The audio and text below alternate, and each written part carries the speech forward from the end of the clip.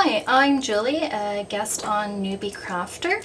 I'm going to teach you how to make this cute little hairpin. All supplies are mainly from the dollar store, so it'll be in a good budget range. You can also go on to my Etsy page, Jewelry by Jules, and take a look there. There will be a promo code offered for 30% off of anything in my store. First thing you will need from the dollar store is a package similar to this. Okay, you will not need everything in this package. If you do like this video, I will show you other projects that you can do from the same package of this. I had bought the blue one, and it was $1.25 at Dollarama. I also got these little hairpins, accessories, from Walmart. I think they were less than $2 and there was 6 in the package. So for this project you will need one of these.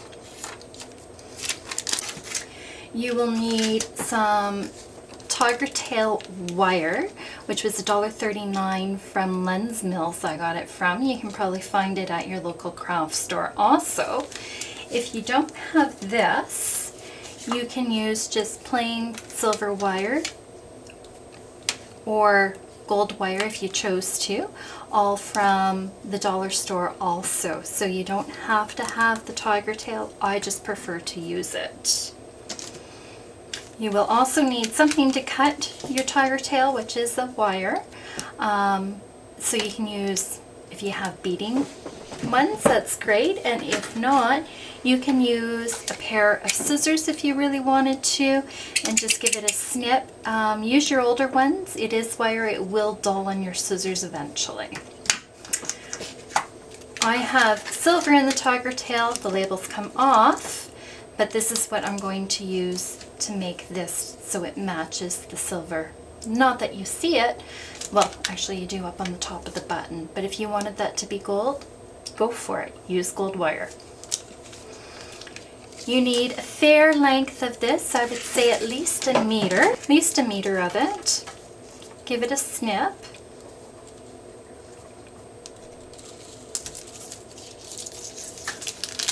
Okay, open up your package.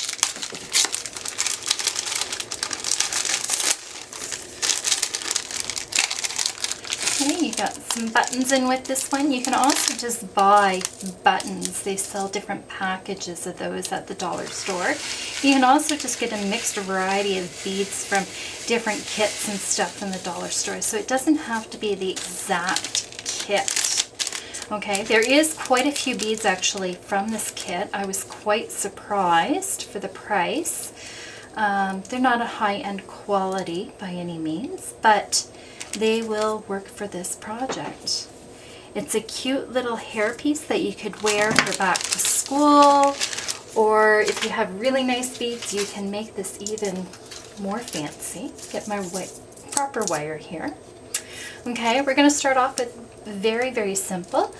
A button. I chose one of the smaller sizes for this. Of course, you can go with a bigger size. They have, I think, 3 different sizes in this kit.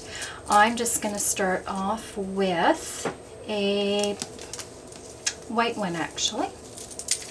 We'll move all this aside. Okay, you're going to take your wire, and this end's a little bent. I'm going just to make sure that both of them are nice and flat.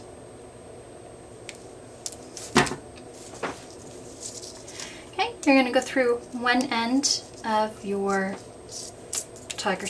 of the button with your tiger tail, and the other, and line up your wire.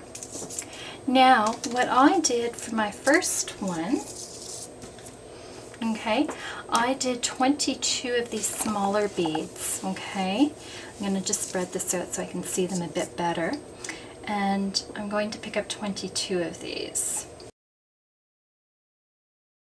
20, 21, and 22.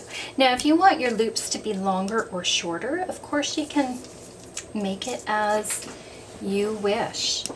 What you're going to do now is you're going to go up through the opposite side of where that wire's coming out of. And that's going to make your first circle. It's not going to quite sit flat yet. That's okay. You're going to give that a little bit of a tug, and you're going to work your wire right back into that other buttonhole. So in one side, out the other side. Okay. I'm going to now take my opposite wire, and I'm going to do the exact same thing, another 22. You're going to do this between 4 to 5 times, depending on how full you would like yours to be.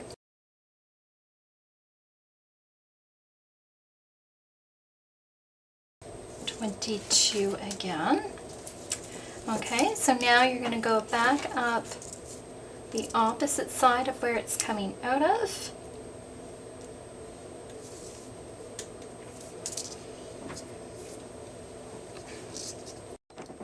Okay, and then you're going to bring your wire back down. You'll see me skipping some beads and having some problems getting some beads on. It's because these are a lower quality bead, but are fine for this project. And some of them don't have holes. Some of them are odd sizes. This one here is extremely skinny, not something I want in this hair piece. There was this one that should have had a hole all the way through, but did not, and then you get little balls also. So weed through your beads as you're doing it. Choose the ones that you like. And we're going to put another 22 on. 22.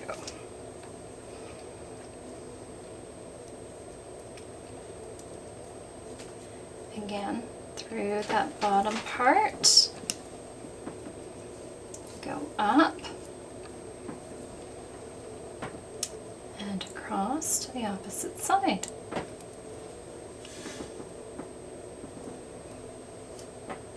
Okay, now I'm going to take the opposite wire and I'm going to do that again.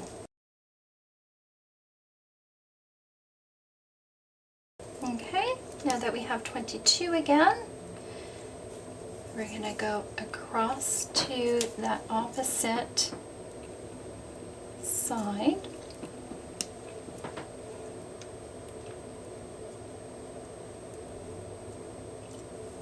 I'm at a funny angle here while I'm trying to bead, and I'm not used to it. It's just the way how the camera is set up. So I look a little fumbly, but I'm getting it done, so it's all good.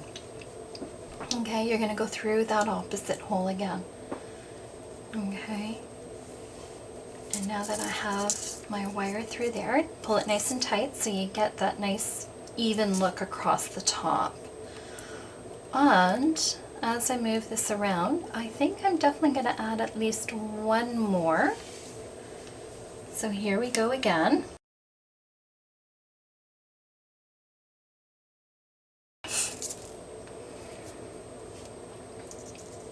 Okay, so again, up through that buttonhole, the opposite side of where you're working. It can be a little tricky trying to get that wire in there, but it will fit and it will go.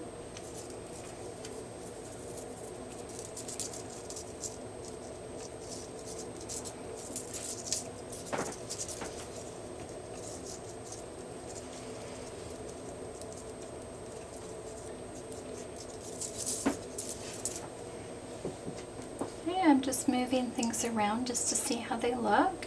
They don't lie down completely flat, that's okay, because when you go to glue it onto the pin itself, you can always move those couple of petals around.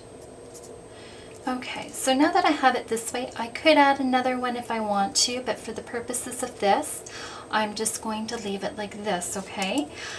Now what I did next is I chose my next color, and I think for this one I'm going to use these medium gray ones. Of course, use what you have available. If you have odd beads lying around your house, you can use those. So yeah, these ones I did 20 of them, okay? on each tail when I was working. And 20. Now these ones, you want them so they're more behind your smaller petals, okay? So just remember that as you're placing your wire up and through, that you want it more behind. I keep on getting these hand motions that I'm out of the frame, so I apologize when that does happen, but I am trying to get it back into frame position. Okay, so now that you have this one in, as you can see, it's larger than your first set of petals, okay, and it's sitting behind. Now, if you didn't like the size of this, again, you can add or subtract depending on the size of your first petals. Okay, so we're going to go back through, and I'm going to switch wires again. Basically, I switch wires and ends whenever I feel comfortable to do so. Getting my wire through there again.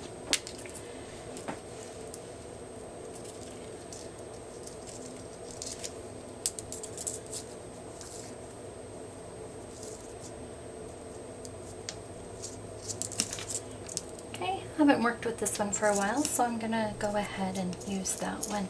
And I'm going to pick up 22 more of these. 20. Sorry, I have a little birdie over my shoulder reminding me of what I'm doing. 19 and 20. Okay, so here we go again. We go up through once. Actually, what happens is your wire will get bent eventually. Just give it a fresh new snip so you have a new end, and it may, not always, help finding that hole in your button a bit easier.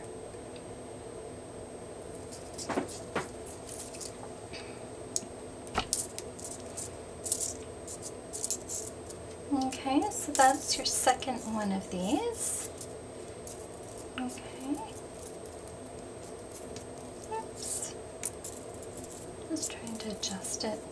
You don't have to adjust it as you go. I just like to myself. You can save all that for at the end when you glue it. And again, I went through a bead.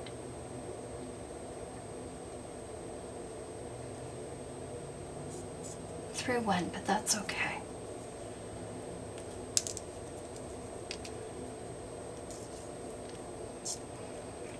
Bringing that wire underneath more, in between all of my petals.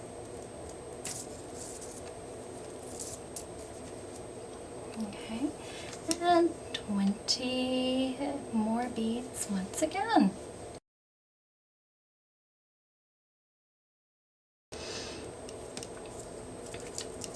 You're going to go through that bottom one again.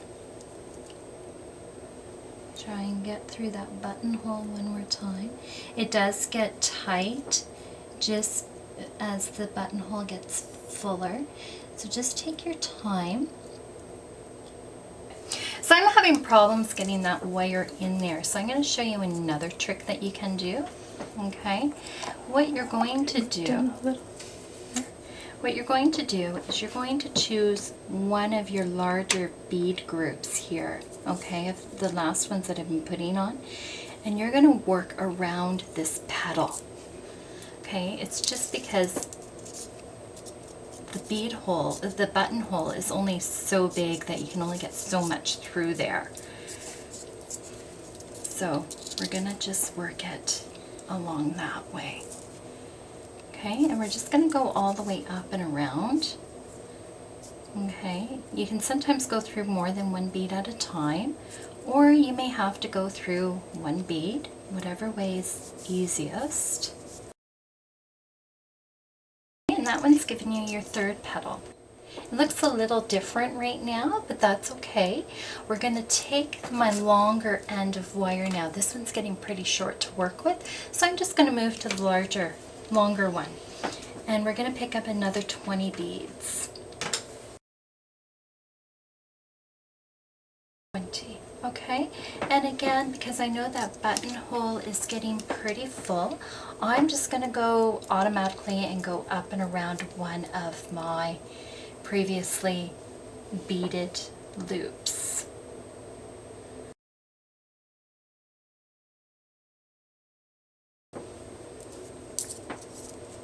Okay, I have all 4 of my loops done with my other loops. I'm just going to pull both of those wires nice and tight at this moment. And if you need to, weave them in between some loops because we want to bring them so they're more at the back of your work at this point of time, because we are just about done. Okay, so no flowers are exactly the same. Not every petal lies the same out in nature, so we don't really expect that with the beading either. Now that we've brought the wires to the back, we're going to take it and we're going to give it a good knot. Okay, it is hard to knot wire, but give it a nice pull and do it one more time. Okay. Now, as you can see with the amount of wire I used, I do have extra, and that's fine because if I wanted to add those extra loops, I still have enough wire to do that. You could go in at this point of time if you wanted to, you can add another set of loops of beads to make this even bigger. There's no problem with that. As you can tell, actually the gray one looks a little bit bigger than the blue one. Some reasons, different size of beads or whatever, that's going to happen, but that's okay. I'm going to take this now and I'm going to cut these pretty flush against the flower. Okay, I'm going to leave a little bit of room though, so I don't cut it and have all those beads fall off. Okay, just put your wire aside. Now, at this point of time, what we need is some E6000 glue or some crazy glue. Whatever glue that you have should work. This is my tube of the E6000. It's getting pretty small. Here is a full package. You can get this at your hardware store. You can also get different types of glues, even like a crazy glue, GS Hypo Cement glue. Okay, so what I'm going to do is I'm going to put a piece of material down over top of my beading mat so I don't get it all full of glue. Just in case if I have it glom. Technical terms, you know. Okay, so I'm going to place the glue on the back of the hairpin. Okay, I'm going to go a nice generous amount. Okay, and I'm just going to set that aside. Move the lid out of the way, move some of this stuff out of the way. Don't know if you could see it or not. And I'm going to take this, and this is where you can sort of spread things around if you needed to and get it lying a better way. And you're going to stick that glom of glue with the hairpin right to the center so it's underneath your button. I'm going to let that sit and dry. You can even put something heavy over top of it just to make sure it's going to dry. Within, I'd say about 2 or 3 hours, it should be all dry, but that gives you an idea of what you can do. If you'd like to see me do more projects with the same package of beads so you can use them more up, give us a thumbs up and let us know down below. Also, again, you can get a discount on my Etsy shop. We'll have that listed at the bottom too. I have some really unique items in there. And again, this is Julie on the NEWBYCrafter. Thanks for joining us.